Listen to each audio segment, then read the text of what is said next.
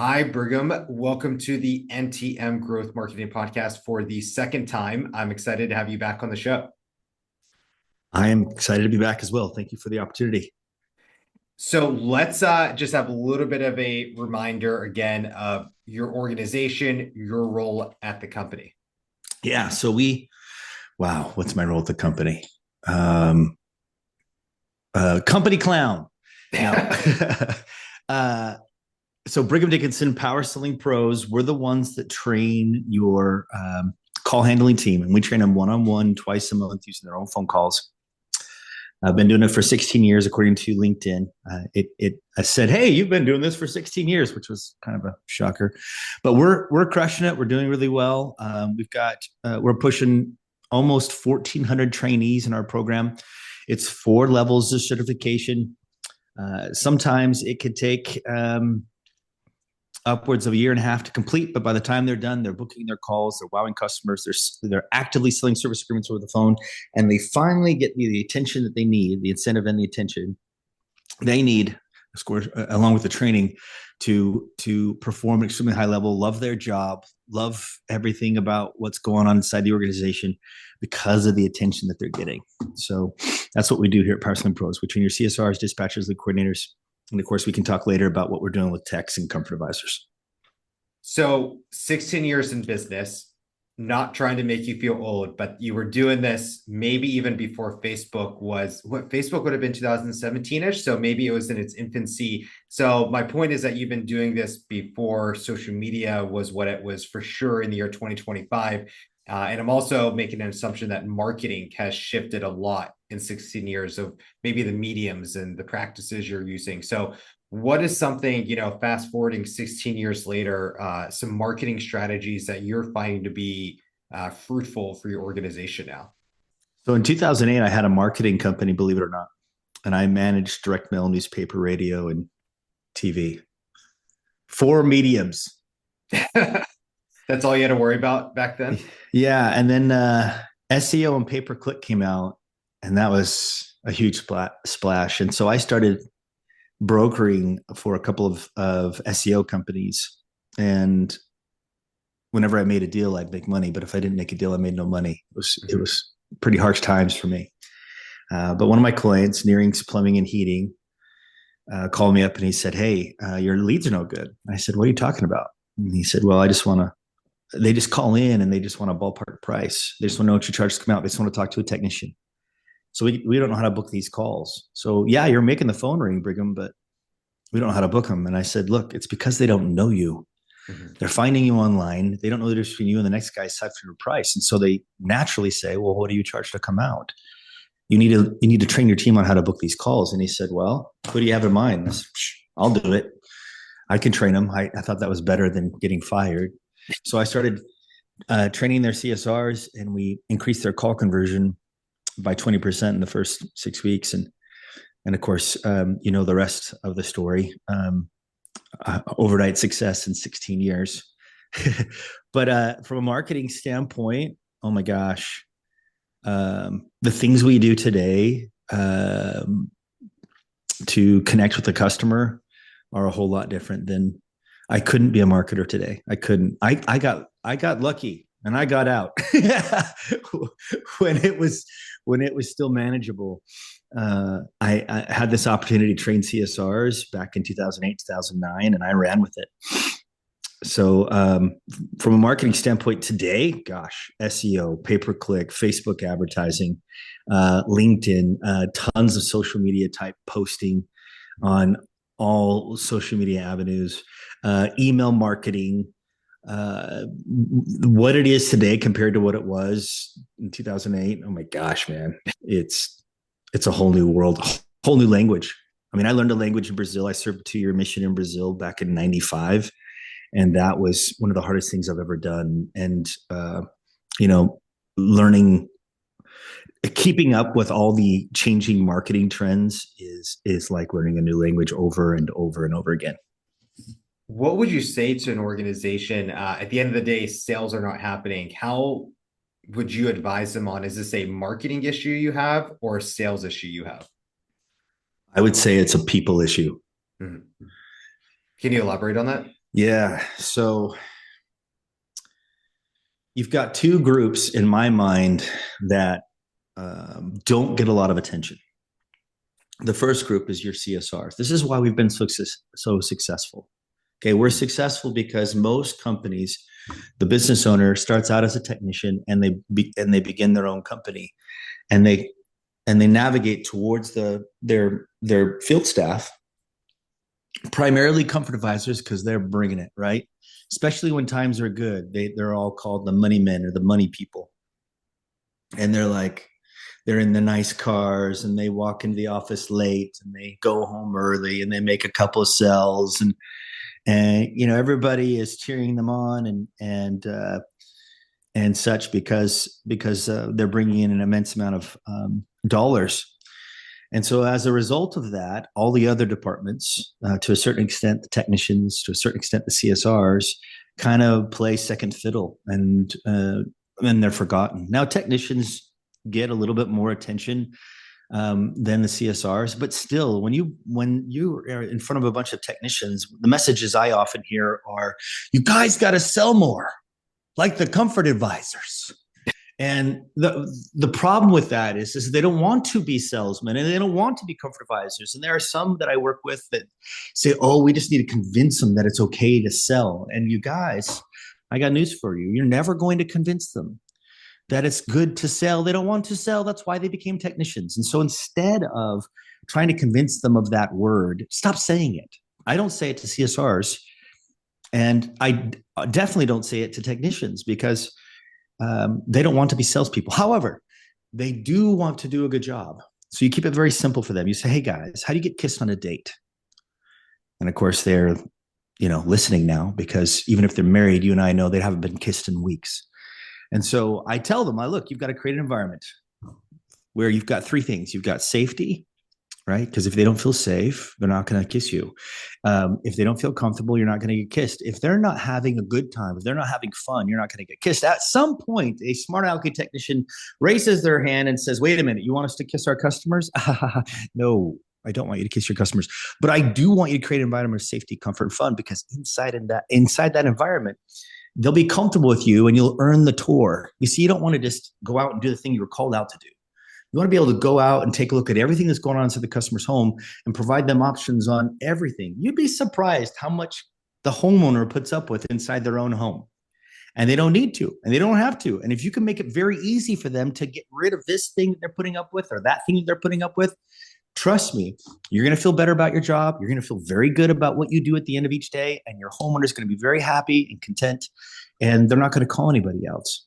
You see, what happens all too often is the technician goes out, they fix the immediate problem, the urgent need, and then they move on. Well, the problem with that is that if one part of a system goes down because it's out of warranty, because it's old, whatever reason, that customer is going to call you back in 2 weeks and tell you, "Hey, that thing's still not working." And they think it was you. They're going to think it was you, right? You did this on purpose. You only made it work for a couple of weeks on purpose so you can just nickel and dime me for the rest of my life, right? And I'm going to live in discomfort for the rest of my life. And this is you're a shady company. So now we've ruined trust, we've ruined safety, we've ruined comfort. It's all gone. It's all throughout. And the reason why is because you're not giving them options. You're doing what you would do in your own home. Well, you don't live there, bro. You don't live there. So you want, and quite frankly, some homes we don't want to go back to. So do it right the first time. Give them all of their options. Okay. Get very curious about what's going on inside the customer's home. Provide them all their options and get them to yes or no. You're getting them to yes or no because you don't want to go back. Okay. And guess what? The homeowner doesn't want you to come back either. They like you, but they don't like you. Okay. Or at least they shouldn't. That wouldn't be appropriate. So you've got to provide all the options. And if you do this, you guys, that's what a good job looks like. You see what I'm doing here is I'm teaching the technician what great customer service looks like. And it also happens to be a win for the business, as well as for the tech, because they'll make more money, as well as for the homeowner, because they don't have to worry about it anymore.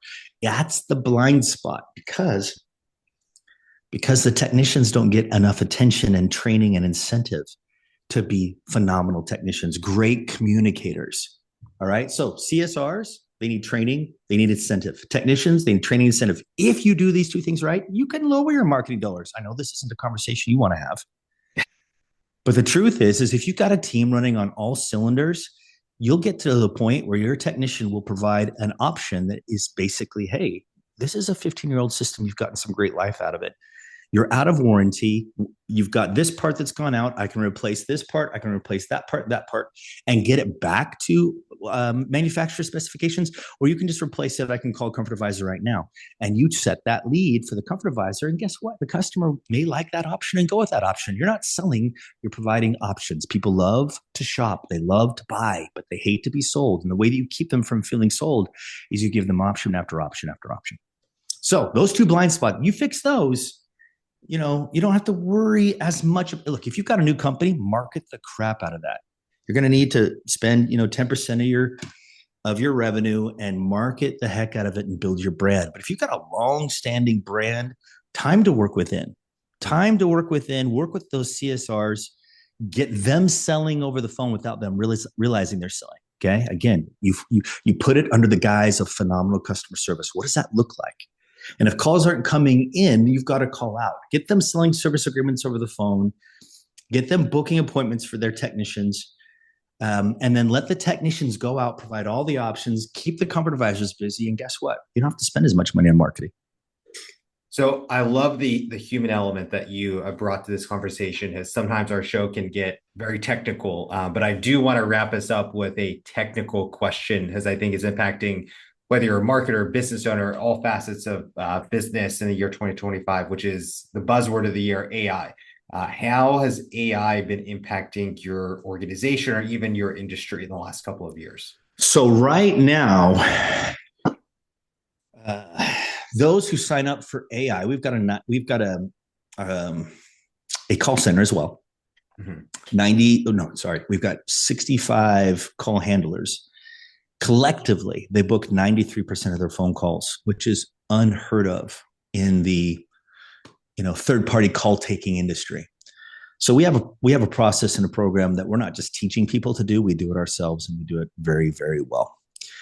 We do the same for Tommy Mello's team, who has over 60 CSRs now, and many other big ones, as well as small ones. We have several that are just one CSR, but we've had 6 people leave that call center for AI, strictly AI answering those phones, and they've all come back in about 2 weeks, and they've all said it's a nightmare. It's a nightmare. So what does that mean?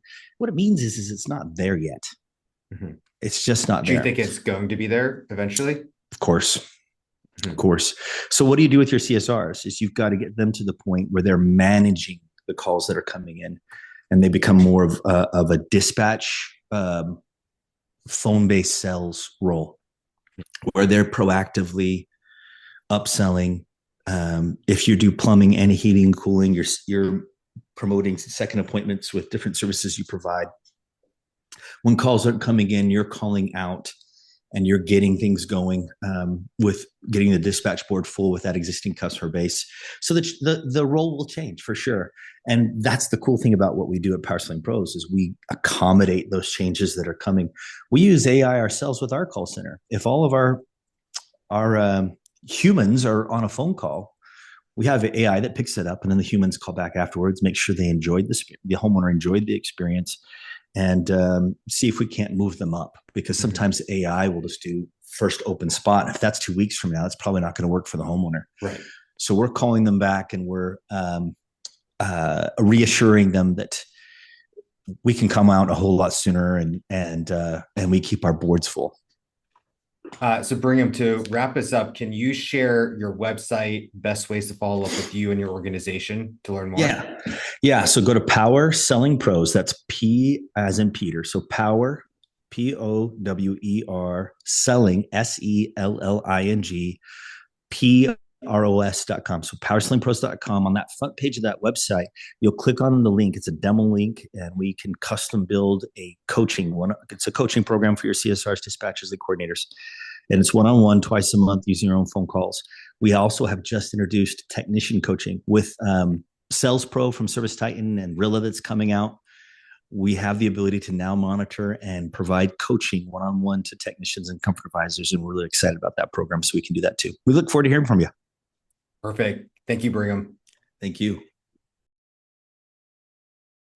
Before we jump into our next guest, we want to take a moment to tell you about our marketing mastermind cohort, No Typical Marketers. If you are a marketing executive looking to connect with like-minded professionals, this is the space for you. It's more than just a Discord group. It's your exclusive ticket to monthly roundtable meetings where we have group discussions about advanced marketing strategies, share insights, and solve real-world challenges like implementing AI agents into your marketing. Membership is exclusive and by application only. If you're ready to take your marketing game to the next level, apply now using the link in the description below. We can't wait to see you there. Now, back to the episode. Hi, Sivan. Welcome to the NTM Growth Marketing Podcast. I am excited to be speaking with you today. Thank you, Andrew. Thank you for having me. This is your first podcast episode. You shared with that before we hit go. So I'm excited for you to share all this very impressive marketing insights that you've been accumulating over the years. And I'd love as a starting point today for you to share what is your current organization and what is your role at the company? So thank you. I'm currently VP Marketing at Cool Automation. Cool Automation is a SaaS B2B company that offers control, management, and diagnostics of commercial HVAC systems. We work mainly in Europe and North America, but we have our sales representative all over the world, Australia, Japan, LATAM. We're very global. And I manage the entire marketing team. What does the day in the life as a marketing executive look like for Sivan? Wow. I have to say that I love my job. A day in the life of Sivan, of a marketing executive in Cool Automation. I think, first of all, is understanding the challenges. What are the pain points of our customers? Who are our customers? We have very different target audience because we target HVAC professionals, we target facility managers, we target energy managers, and in each territory, it's very different. Each target audience in each territory has different pain points. So first of all is understanding what are those pain points and how can we solve it for our customers. And then find the most exciting, creative way to convey that to our customers. Because after all, it's HVAC, right? It's not the most glorified industry. It's very, heating, ventilation, air conditioning. But it is AI proof. I hear this all the time that if you're looking to have a AI future-proofing career, that HVAC is a great profession to consider. I think it's starting, but it's not, It's not there AI yet? it's a buzzword, but it's not everywhere. Some people say, or some companies say they have AI, but it's very limited so far.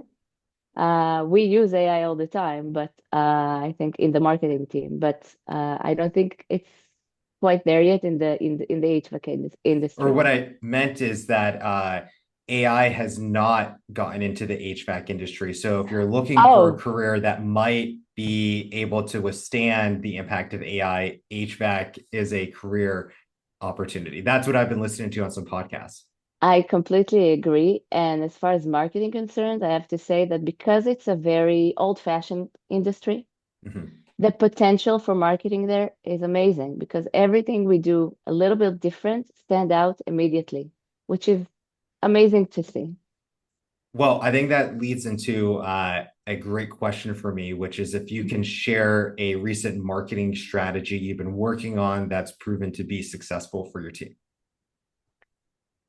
So we're working, my marketing strategy today is contain two different layers. One would be create brand awareness because Cool Automation is a very niche company in a huge industry.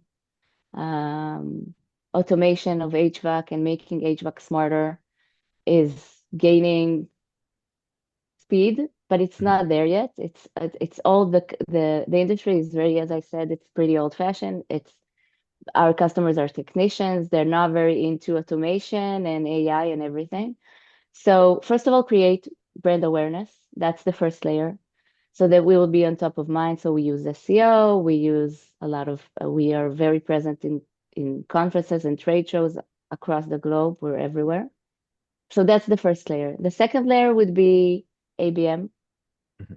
Since our target audience is very small, we target them very specifically. We target the HVAC professionals, the facility managers, we target the energy manager, and we customize our messaging to each target audience.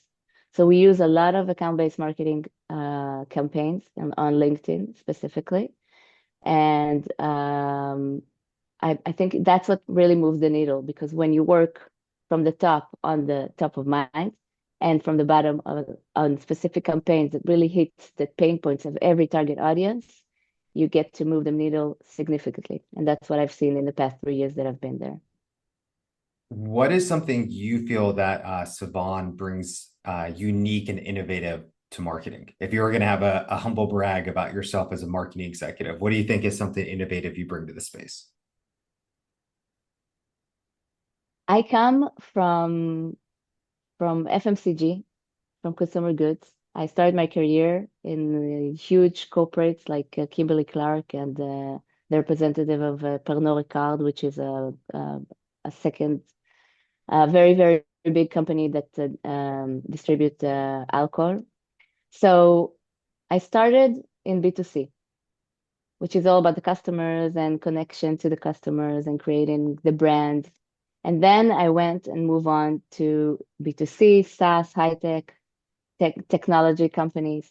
And I think that combination of knowing B2C and B2B made me realize that the real innovation is quite simple. It's all about human to human. Mhm. I don't market B2B. I don't market to business. I market to people. And I do that in everything I do. So when I think about those technicians, when I think about those facility managers, I think about how do I talk to their pain points? How do I specifically solve their problem in a way that will create an emotional connection to the brand? I think what's innovative here is that everyone in high tech always talk about the features of their products. And, sometimes when you open a website, you're not of a company, you're not really sure what they're doing because they're all talking about transforming and unlock the potential of, and you don't really know Right. what they're doing, even if you read the whole homepage. So I think my innovative approach is to create a real emotional connection to the brand in a way that people understand exactly what we're doing, and to make sure we do it in every marketing initiative that we're initiating. Yeah, sorry. So are you doing offline marketing initiatives as well, or is this really focused on LinkedIn as your best medium? So we do offline and online. We do a lot of trade shows. Mhm. I'd We do imagine that'd be great for this it's industry. it's amazing. We just did HR in Atlanta, Chicago. We change places every year. We do ISC in Barcelona. We do a lot of trade shows in Europe, in LATAM. So that's really gives us a lot of presence. And our brand is purple. It's So you stand out. it really stands out.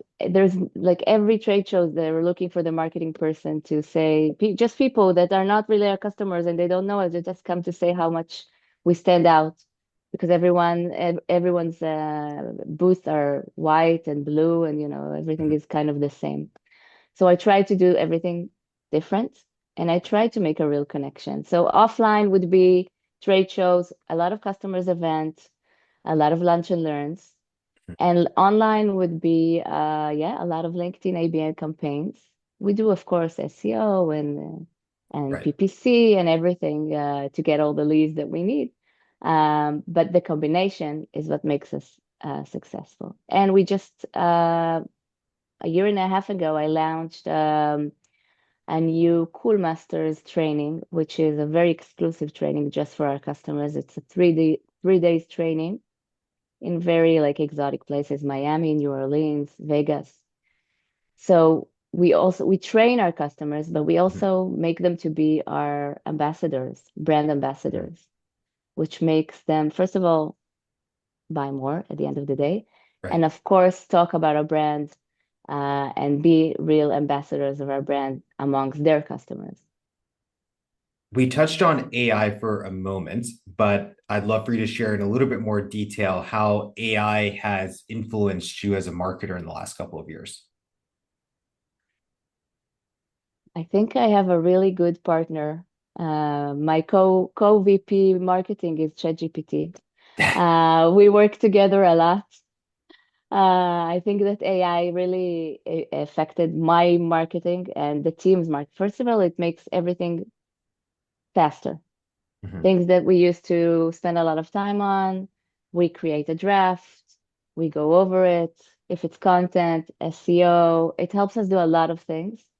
So it's really embedded in the marketing day-to-day plan. So yes, ChatGPT, definitely. So if you were going to give any shout outs to specific AI tools that you see yourself going back to, would you say from an LLM perspective, ChatGPT is your favorite? Are there any maybe standalone AI software that you've been using over the last couple of years that's been helpful for you? So it's mostly ChatGPT. I use it also for deep research. But we are exploring more. For example, we want to improve our method to create visibility videos with, movies that I you can want give you a to great AI tool for Really? video if you want one off the cusp. Yeah. So there's two we use for our podcast. The first is Video Tap. So it's designed for long form video content, and it will send you a blog post that's SEO indexed already. It will create, I think, 30 to 45-second video clips, auto-generated captions already. It will give you all the keywords to put into the YouTube video. It will give you 5 to 7 kind of tweet level, just little sentence blurbs from the show.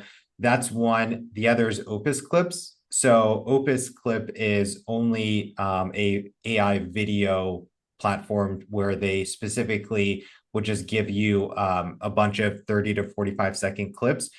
In my experience of the two, the Opus Clips has better editability functions within it. And then you can also do AI generated B-roll in your videos. Oh, that's amazing. Okay, thank you. I'll try both of them. You're welcome. I wish I had an affiliate link as I mention it all the time, but those are the two we use, and it's really great for our podcast.